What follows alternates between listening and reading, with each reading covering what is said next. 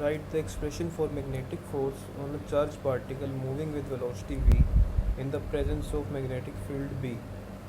Second question is a neutron and electron and an alpha particle moving with equal velocities enter a uniform magnetic field going into the plane of the paper as shown. Trace the paths in the field and justify your answer.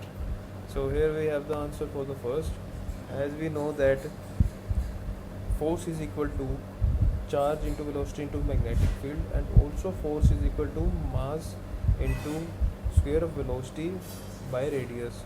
So we can write this equation as mv square upon by radius is equal to charge, velocity and magnetic field. Thus we can say that F is equal to uh, charge, velocity and magnetic field.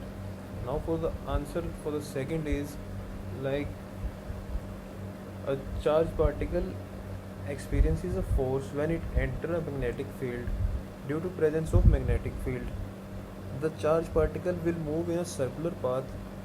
This is because the force is perpendicular to the velocity of the charged particle, and since the neutron has no charge, so it will move along with the straight line, and the electron will follow a circular path which has a radius smaller than that of alpha particle.